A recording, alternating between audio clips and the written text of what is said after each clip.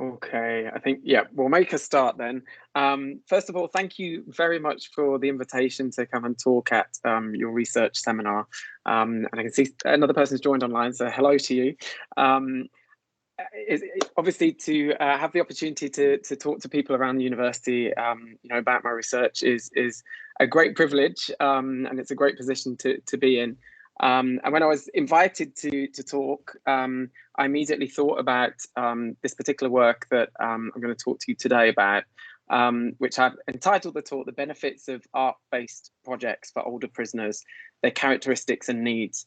And what I probably should say at the start is it's a slightly maybe awkwardly worded title, and that's because I'm trying to put two studies together to present to you today. And that's one study that really focused on the arts for older prisoners, and then a latter study that followed on from that, which really explored the older prisoners' characteristics and needs. And I'll obviously talk about those methodologies as we move through the talk. But just for those of you that haven't met me before, and obviously that those watching the recording back after this session, obviously my name's Dean Wilkinson. I'm a psychologist by background. I've been involved in prison research since around 2007, 2008 onwards. So I've had sort of ongoing projects, some kind of long-term projects that have kept me, sort of engaged in research in the prison system. Obviously, there's other areas of research that I'm interested in, but that's what I'm going to focus on today. And I'm a leading research fellow in the Institute of Policing at the University of Chester. And as part of that role, I coordinate the Crime, Harm and Justice Research Group, which is a faculty-wide research group across social sciences. But we actually have members from across the university, so outside of social sciences as well. So, if anyone is on the call or, watching this video back afterwards, if you're interested in being a part of that group or finding out more, please drop me an email or get in touch and I can add you to our team space. We have sort of monthly meetings and catch-ups around the different parts of research that we're involved in at the moment and engaged in. Okay, great. So on with the focus of today. So I'm going to start by just talking to you a little bit about the context of this piece of research. So something about the prison populations and statistics just for context. And obviously I'm going to specifically focus on the older prison population. And, I'll make a case really based on the evidence and the official statistics around, the issues that I'm going to highlight really being at both national and international level. I've pulled out some of the theories that kind of speculate as to why this is happening in terms of the trends in the prison system. And then I'll talk specifically about what the arts have to offer and the characteristics of older prisoners. And really, it's the arts bit that I would make the link to kind of education, because, as I start to talk about the arts, one of the cases that we've made around some of the evaluations that we've done of the arts is that they provide an alternative activity in prison.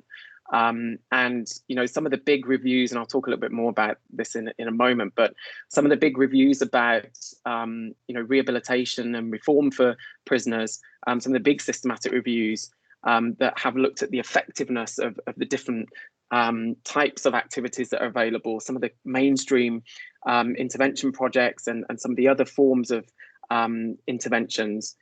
Actually, the thing that seems to work the most effective across the board, across different types of offenders and typologies, is education. And the arts being something that could be classified under that umbrella of education, as opposed to a mainstream intervention project. So I'll talk a little bit more about that as we get to that point. So just to give you an overview and like I said, a context for how this research came about, one of the things that is not unknown is the fact that our prison population is ever increasing and growing. I think it'll be interesting to see what happens to our prison population given the current context and the pandemic and COVID, and obviously there's been quite limited research going on over the past year for quite obvious reasons. But it'll be interesting to see what that does to our population figures. But this is just from the MOJ data. We can see that there's been a steady increase of the prison population, and I think it's funny when sort of students first start learning about this and they, suddenly start making all these claims. Oh my gosh, the prison population is growing, and we kind of have to say, okay, that's not a new thing. That's something that's been happening for a while. But what is interesting is when we specifically start to look at the population in prison broken down by age group. So if we look at this, the bar chart on the left-hand side of this slide, you can see that it's broken down into 15 to 20-year-olds, 21 to 29, 30 to 39, 40 to 49, and 50 plus. And you can also see that it represents data from 2005, 2010, 2015, and 2016. And that's some of the latest data. That's the most up-to-date comparison of years that I can find at the moment that's been published. And what you can see there is if you look across the 2005, 2010, 15, and 16, for the different age groups, you can see that it looks as though 15 to 20-year-olds has decreased over time. It looks like 21 to 29-year-olds has also decreased. 30 to 39, it's kind of hovered around a similar kind of range. There's been a little bit of a decrease and increase, but certainly the 40 to 49-year-olds and the 50 plus category has definitely increased. It's grown. And so, what the figures are suggesting is that 50 plus category is actually the fastest growing age group in the prison population. And we can see the chart on the right hand side. This is from 2020 data. It's suggesting that if we look at the 50 to 59, that's 10% of the population. 60 plus, is 6%. So they're not the biggest group as it stands, but when we compare it across time, they are the fastest growing. So, in terms of trends. And, the MOJ have actually provided that kind of a comparison for us on another chart. And they're suggesting that, between 2002 to 2020, the 50 plus group has grown by 200%. And then again, you can see 40 to 49-year-olds are the next fastest to grow, which is around 50%. 30 is just above, maybe 1 or 2% growth, and so on. But there's definitely support, again, comparing that data, that the 50 plus group is the fastest growing. And I should say that in terms of prison, we consider, and this is the bit where everyone gasps when I normally talk to an audience that, aren't necessarily doing prison research, but we consider the 50 plus category to be, so 50 is the cutoff for older prisoner. Now, obviously, we wouldn't normally consider people in their 50s to be older in the general population. And just to reassure you that the reason that 50 is seen as a cutoff, and there are slight differences across different studies. So some say 50, some say 55, and some say 60. But the argument that actually as low as 50 would be a cutoff for older in the prison population is because of the effects that being in prison has on an individual. And specifically, it's really to do with cognitive decline. And what the argument is that there's an accelerating aging process for people whilst they are in prison, which could relate and is very much likely to relate to the environment that they're being housed in. The amount of stimulation in terms of cognitive stimulation and so on, whilst they're housed in those conditions. So because of that accelerated aging process, 50 plus is considered, 50 is considered to be that cutoff to represent older. Okay, and then if we start to explore data from other parts of the world, so that's obviously all England and Wales data. If we look to the US, and I just literally looked at US data for similar comparisons, and we see a very, similar story as in, that the 50 plus is not necessarily the largest in terms of population category, but it certainly is the fastest increasing if we track it over time. And we can also see that in other parts of the world. So the Philippines, and the reason I've got the Philippines here is because back in 2000, I think it was 17 or 18, I was asked to speak at a conference in the Philippines, and obviously I accepted and thought, great, I'm off to a conference, but I was kind of a bit perplexed as to why they'd asked me to go and speak at their conference. So naturally, I started doing some digging around and kind of reading about what was going on in their prison population. And it didn't take much work or much looking around to discover that that what we're seeing in the UK is actually even worse in the Philippines. So both in terms of the growth of the population overall, but also specifically the growth of the 50 plus category. And I'm afraid it's very difficult to read on this chart on the right hand side. But basically on the right hand side, the green color and above represents what they categorize as older in their research, which are slightly different cutoff ages. But it's certainly, again, you can see that trend, that the older age group is definitely the one that's expanding and growing within their prison system. And again, you can look to other parts of the world and see very, very similar things being presented and similar issues arising. So obviously the next thing would be for me was to look at, well, what's the explanation around this? And if we go for a good search through the literature and through the evidence, both prison and academic evidence, these are the kind of arguments that are being presented as to why that population is growing. There's the argument that people are just living longer. We're living, our life expectancy has increased. There's an argument about people staying in prison longer than, historically. And that's partly to do with regime. It's partly to do with, a really core argument is around the risk assessments that we use.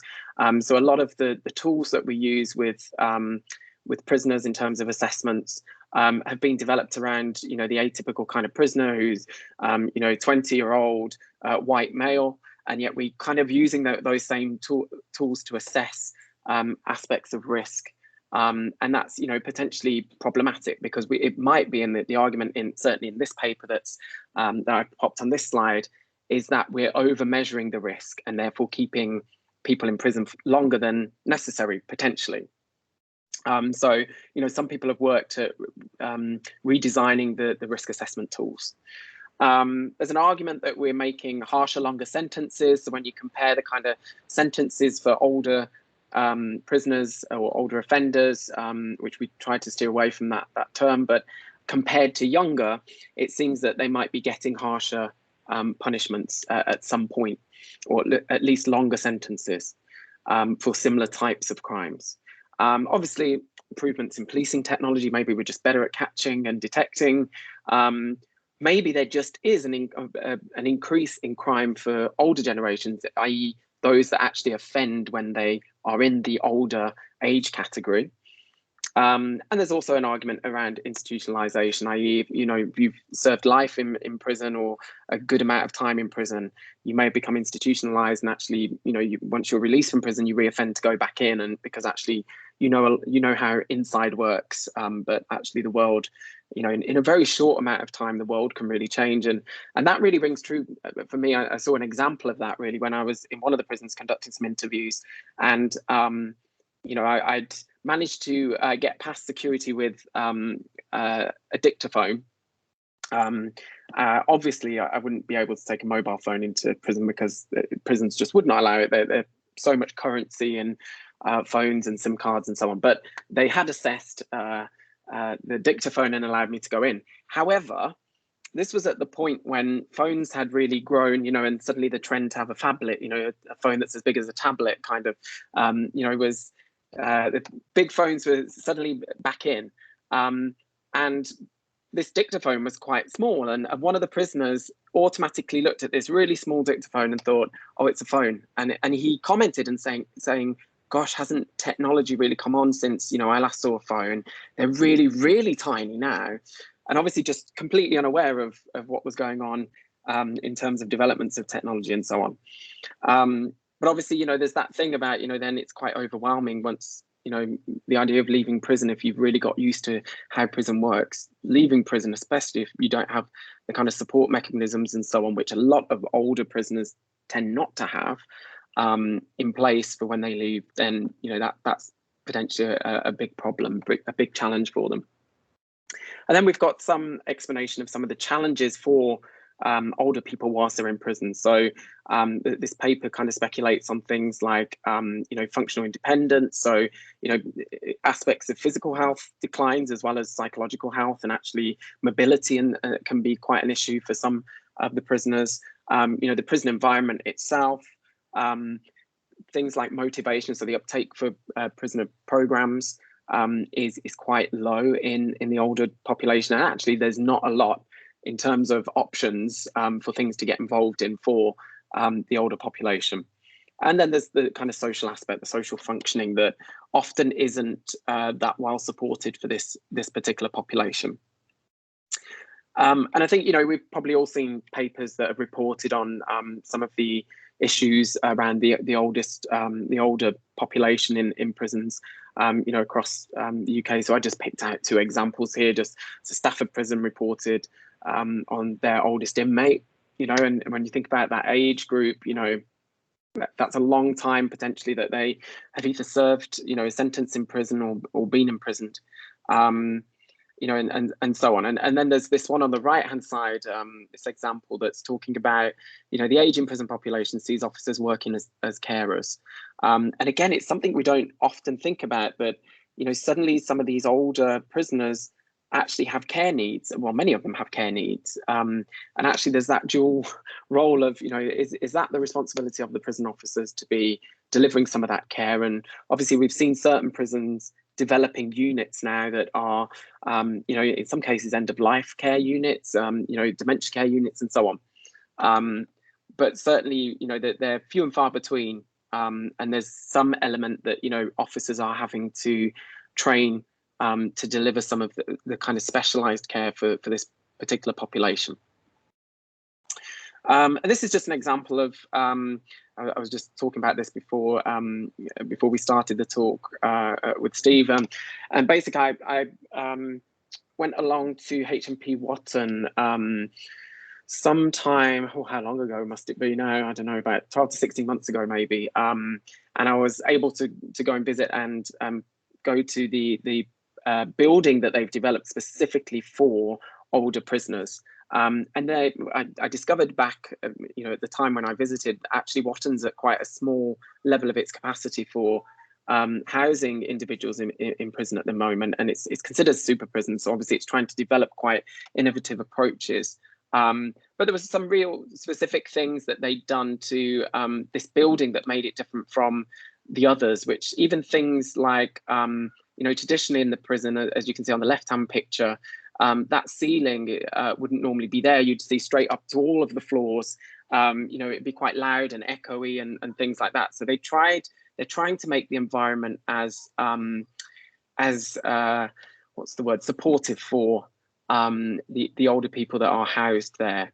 And I was able to speak to a few of the inmates whilst I was there, and one of them had described how actually some of the people on their wing are quite seriously ill, and actually they're setting up rotas between them to go and visit someone who's sort of stuck in their cell, really, essentially, because they're really quite ill.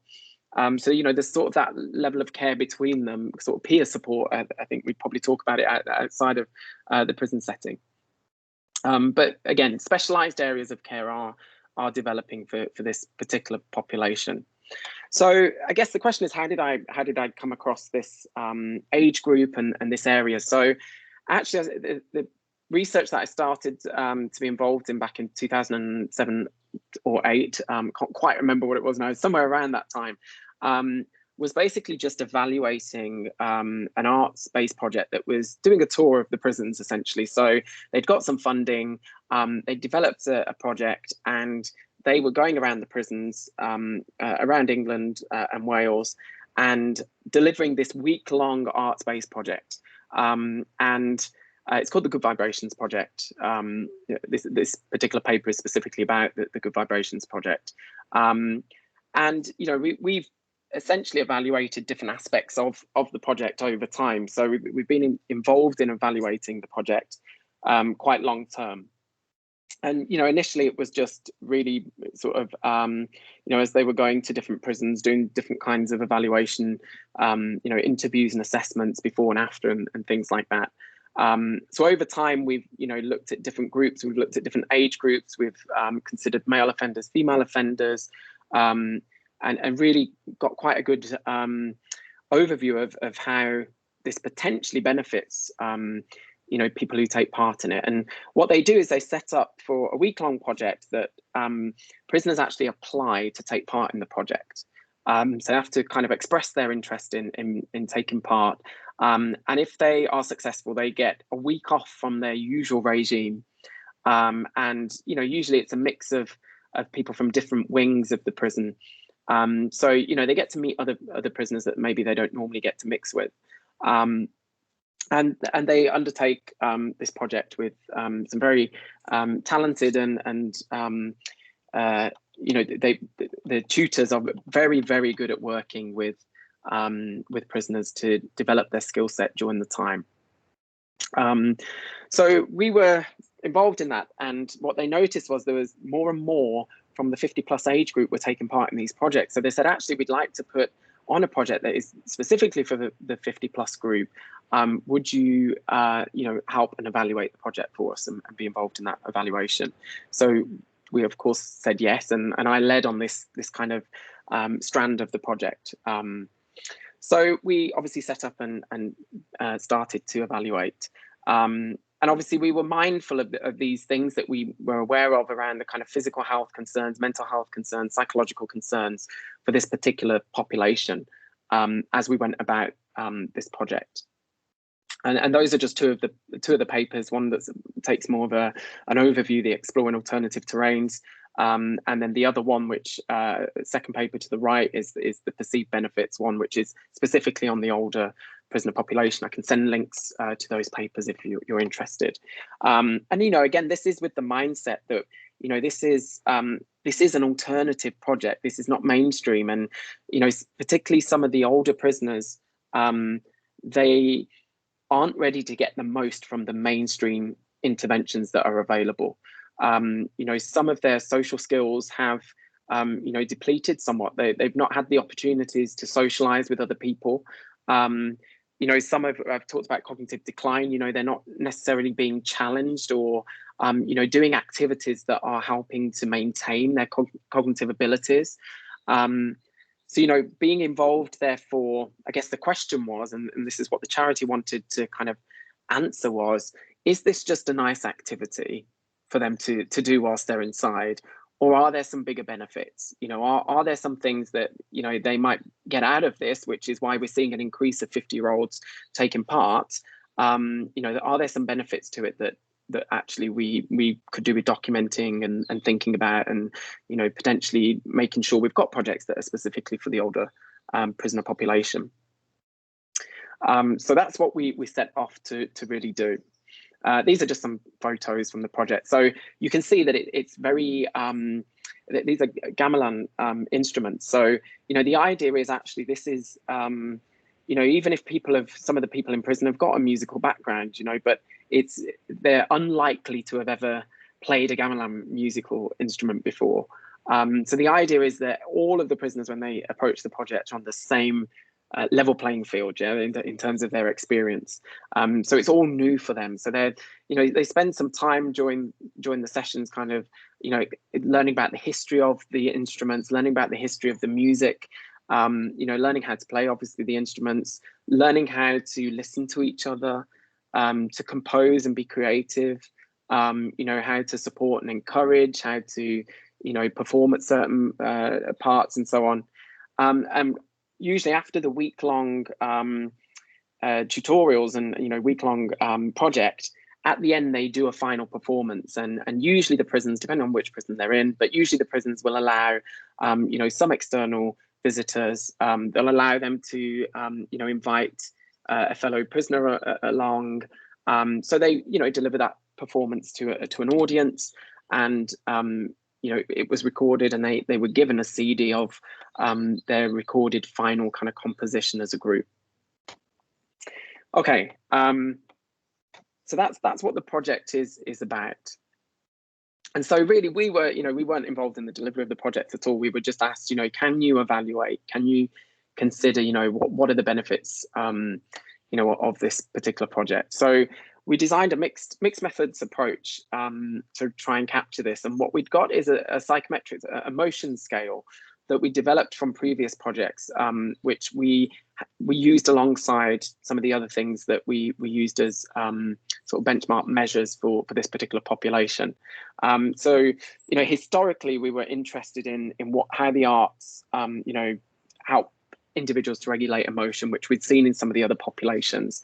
Now, the emotions data from the older population, we haven't finished analysing properly yet. And we need some more data than what we captured just from this particular study. So also alongside that, we did some in-depth qualitative interviews with the prisoners about their experiences, which, you know, is really good data, really insightful.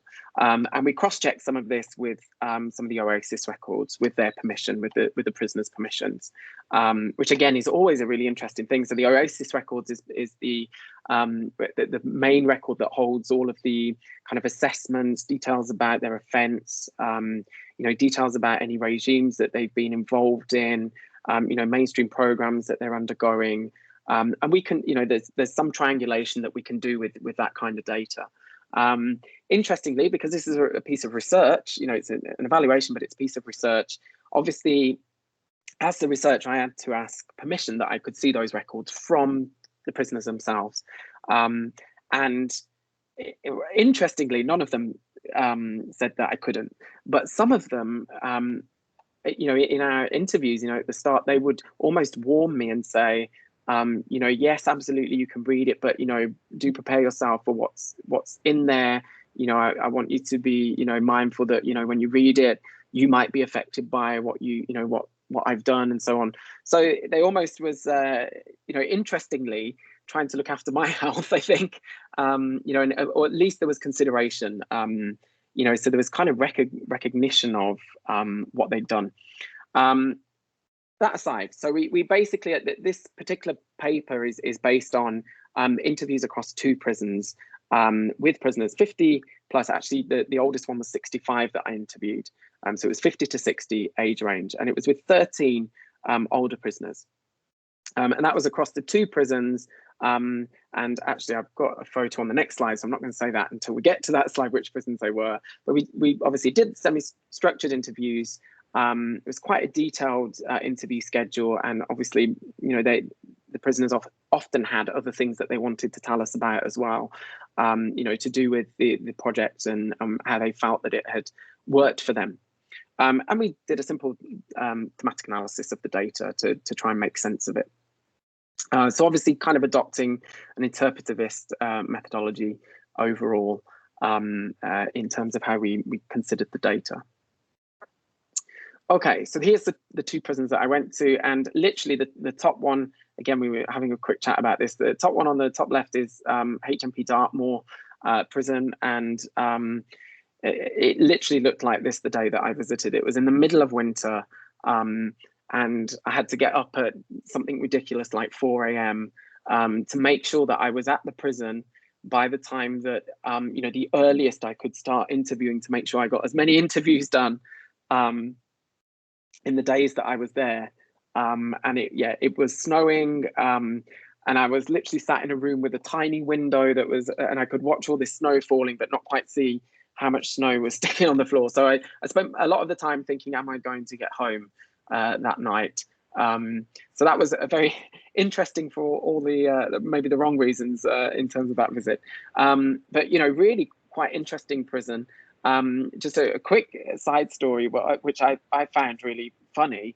When it got to lunchtime, they kind of kicked me out of the prison and said, you know, it's lunchtime, come back at 1 o'clock, you know, for the next lot of interviews. There's a little coffee shop across the road.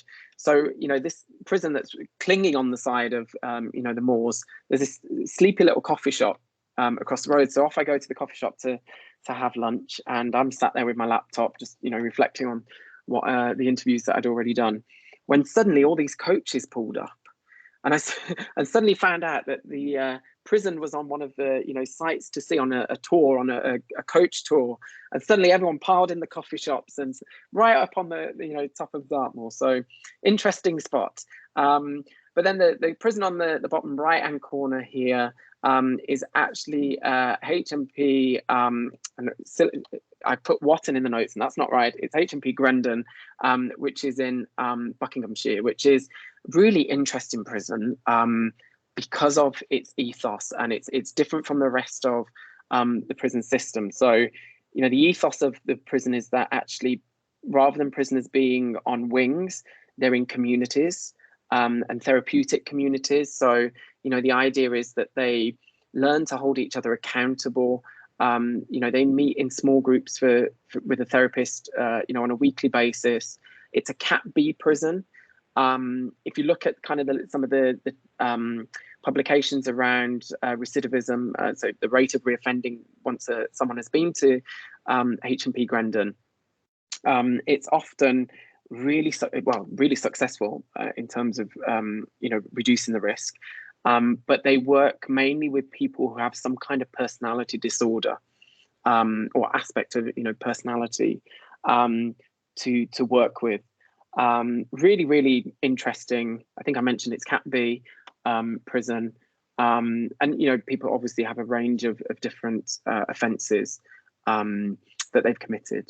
And again, prisoners apply to go to Grendon from other prisons in the system. And they have some kind of assessment, and they have to demonstrate that they accept they've done something wrong and they want to work on it, and they have to have at least 18 months. There's a whole set of criteria in order to go to Grendon. But obviously Grendon was really welcoming of the idea of having some arts-based stuff taking place in their prison.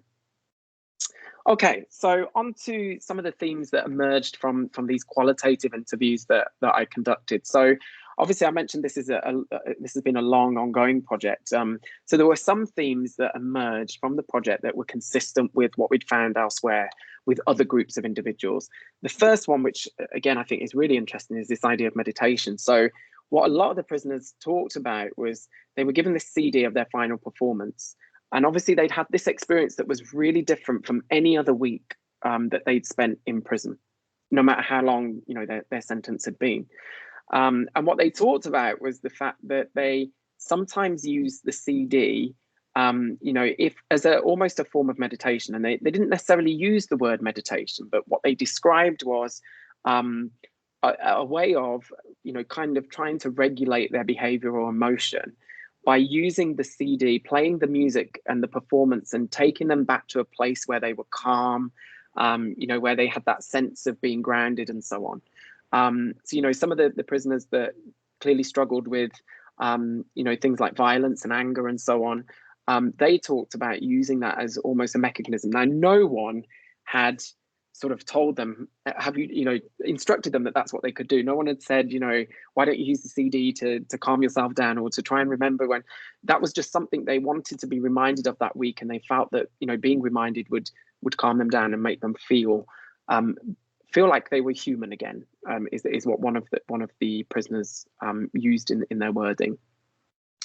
The other theme that really emerged was around communication and social skills. So we know that a lot of the prisoners, as I mentioned, struggle with their communication and social skills, either because it's declined whilst they've been in prison, or before they've gone into prison, if they've gone into prison as an older member. But we know that communication and social skills are on the decline in that population anyway. And what we found was the prisoners that took part would talk about how nice it was, and how safe the environment was to have and build on some of those communication and social skills, particularly when the task at hand, they were tasked with, developing a performance, developing a composition between them, which meant they had to communicate with each other, and they had to learn how to give instructions and take instructions from other people without having, an emotional response to that. And, sometimes early on, the tutors would have to kind of talk them through a process because they might get wound up to start with. But over the week, they would develop, a sense of being able to, communicate in a more, in a formal setting, but in a way that was effective. And, they were able to also observe other people, other peers, other inmates that were developing those skills too. And then the final point from the kind of themes that are consistent with other populations was this sense of achievement, this unique sense of achievement that nothing else in prison has given them. So obviously, you know, completing the mainstream offender treatment programs doesn't really give them a sense of achievement. It's not like they've achieved something that they feel proud of. But this allowed them to have something that they, you know, could share and made them feel like they've done something with their time whilst they were in prison. And again, I think this is particularly important for the older prisoner population, given that there's very few activities for that age group in the prison anyway. Okay. And then here's some of the themes that were specific to that age group. So, you know, some of the prisoners actually observed that there were certain members of the group that had maybe mobility issues or disabilities, and actually some of them have been excluded from other activities in the prison because they physically couldn't get to a room that it took place in. Or, you know, and that's part of the issue with the prison environment. Not many of the older prisons, you know, some of the prisons that are really old buildings, you know, have lifts in. Some of the simple things, you know, lifts so that those with mobility issues can actually move from floor to floor and so on. But what they observed with this project is that it was really adaptable, and no one was excluded based on their mobility or disabilities. And, you know, that was both from those that personally experienced that, but also those observing others. What they also talked about was that they recognized that their age group are creatures of habits, and a lot of them would stay in their cells, wouldn't want to engage in other activities because they feared the unknown. They feared, you know, mixing with other age groups. They feared being victimized and so on. But again, this project allowed them to feel like there was a bit of a safety net. There was a safe environment for them to go and explore, you know, some of the activities, but also to socialize with other people from different age groups. It facilitated it in a way that, you know, none of the other activities in prison had allowed them to previously. And again, you can see some of these things reflected in the quotes that I've put up on this slide. They also talked a lot about identity. So they talked about, and again, this, you know, it might sound kind of silly to us in some ways, but they talked about how, you know, they had a lack of identity other than being a prisoner. So actually having something that they could identify with, that they'd achieved, you know, and also that they had, you know, they had a CD, and some of them talked about using that CD for themselves, as I mentioned on the slide previously. But some of them enjoyed giving that CD to, you know, their family and friends outside of prison to show them what they'd achieved, you know, and to be able to say, actually, I've done something with my time, and here's some recognition. Here's, you know, here's what I've done, and you can listen to it too, to try and have a shared kind of experience. And, you know, this whole thing about feeding into something to do with your time, hobbies and interests. And obviously the older prison population really struggle with that idea of having a hobby, having an interest and so on, particularly when it's limited by what you can and can't do in prison.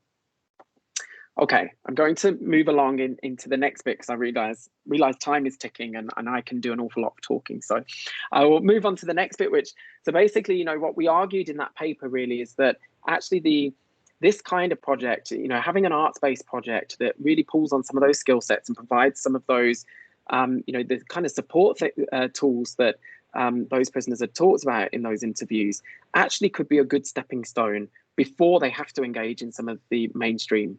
So we're not saying that an arts project is going to rehabilitate someone, but what we're saying is actually, could these be key to developing some of the simple skills? You know, it's a bit like, you know, with our students, you know, study skills. It's hard to, you know, study properly if you haven't developed your study skills first.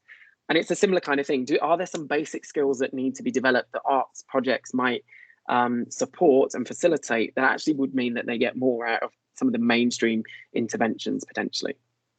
So that really led us then to, because there was some things in that paper that we couldn't necessarily talk about because it wasn't the focus of the evaluation, that led us really to think, you know, there's more work to do with the older prisoner population. There's more left to understand. So what we then did was set out on the task of conducting a systematic review of asking that very question, really. What are the characteristics? What are the needs? And, you know, needs is a bit of an umbrella term because it doesn't just mean the needs in terms of what someone feels like they need, but it really refers to, particularly with the prison population, the criminogenic needs. What are the things that might help reduce the risk of offending in the future? And that's what we normally talk about with criminogenic needs. So, keeping that kind of eye on, this is about rehabilitation, this is about removing risk or reducing risk. What are those characteristics and needs? So we set out to do this search, and I think anyone who's done a systematic review, I somehow managed to do 3 in the same year. So it was quite a long-winded process, I would say. It's never an easy task, but very rewarding task at the same time.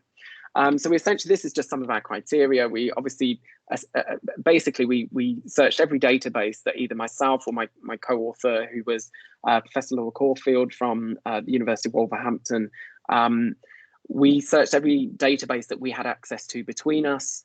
And we was obviously interested in anything that was around older prisoners that included aspects of health, whether it be well-being or psychological, as well as physical.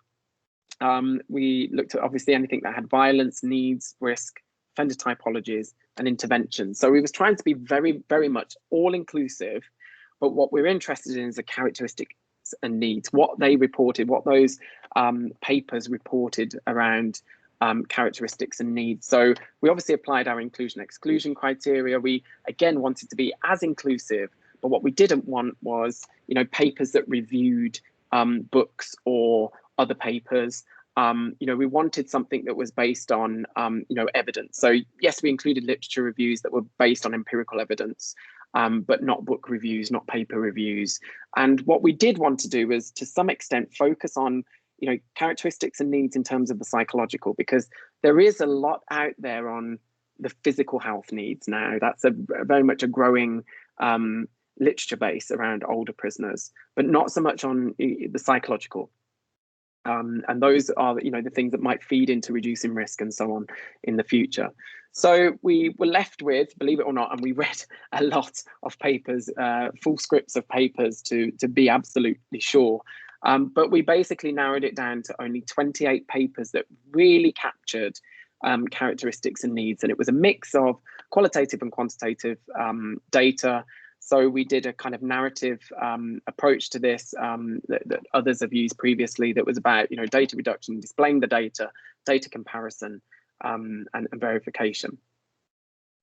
And this is just kind of a summary of the things that we really pulled out from it. So obviously healthcare needs still came through in some of the papers, that there's, definitely healthcare needs, definitely, and that is a lot of physical health, medical needs in the older population, that, there's a lot of debate within the literature around kind of the nursing literature and so on about how we best do that, and, whether we develop wings on prisons that are a specialist in looking after older individuals in prison. But we definitely, the review highlighted, we don't know enough about the psychological concerns. We know that there's, there is a strand around dementia and affective disorders. So we know that the older population have increased levels and risk of things like dementia, and that maps onto cognitive decline, which we know was coming through anyway. Things like affective disorders, so mapping onto things like, depression and anxiety. We know there's an increased risk of suicidal ideation, for example, in that population. But we just don't know enough about the underpinnings of those. We don't know enough about how to support those and what they do to kind of the risk figures necessarily. Obviously, some papers, noticed and highlighted some of the issues around the prison environment that I've discussed earlier on in this presentation, around the idea that prisons just aren't geared up. The older prisons especially aren't geared up. Some of the newer innovative prisons are now kind of supporting those needs better. We know even less about older female prisoners and their characteristics. But from the mainstream literature, we know that female prisoners have very different criminogenic needs and psychological and mental health needs from males. So we can only assume that that's different in the older prisoner population, but we need to explore that. That's an avenue that definitely needs to be explored. The other things that came out was that, you know, a lot of the older prisoners had some kind of violence against their profiles. They were often violent against, so violence against the person, and some of these were sexual offences. And the other thing was that there's a high link between older prisoners' offences and alcohol. And again, that's just kind of very surface level data. There's not a lot that goes into exploring that, particularly in big data sets.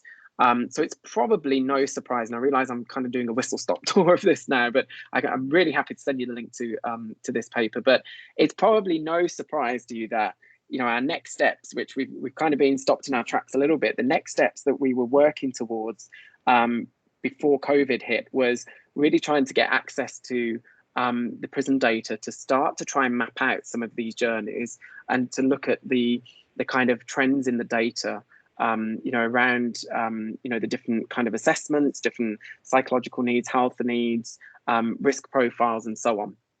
And we were at that point of kind of negotiating access, looking for sources of funding to apply for. So, you know, we're proposing to kind of develop quite a big project around this. It will be a big project if we manage to, you know, navigate this once things settle a little bit more with COVID. But that's the direction we're going in. So we've kind of, the systematic review really highlighted these gaps are really gaps in the literature. Here's just a link of some of the relevant, I guess, organisations that I've come across, you know, that are actually focusing on older prisoners. So Age UK actually do report on, you know, some of the issues around older prisoners. Same with Dementia UK, and you know, the Prison Reform Trust is obviously quite a good trust that you know, argues and kind of lobbies for some of the needs of older people in prison. And then last two slides, this one is just to say, you know, if you want to follow any of my work, if you want to know a little bit more about some of my musings and publications and so on, feel free to follow me on Twitter if you've got a profile. Obviously, mention the Crime, Harm and Justice Research Group. If you're interested, please get in contact with me. It'd be great to have you join. And then the final one is obviously just my references from some of the things that I've mentioned today. And I'm going to stop there because I realise I've probably gone on longer than I should have done. But obviously, very, very happy to take any questions, any thoughts from those present. Dean, that was really interesting. Thank you very much for your session today, and I hope those who are watching this back will find it equally as interesting. I think, so people know, we will post this onto the university website, so people will be able to look back at it at a later date. But just from the faculty, once again, thank you very much, Dean. Thank you for the invitation. Very honoured to be presenting. Thank you.